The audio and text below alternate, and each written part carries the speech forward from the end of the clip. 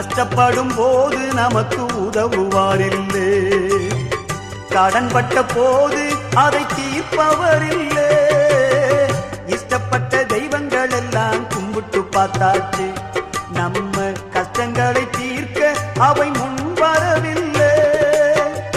உலகத்தில் தெய்வங்கள் உண்டென்று சொல்வதெல்லாம் சும்மாங்க, இயேசு கிறிஸ்து ஒருவரே மெய்யான தெய்வமுங்க. ஜனங்களின் பாவம் நீக்கி ரட்சிக்க வந்த தெய்வமுங்க.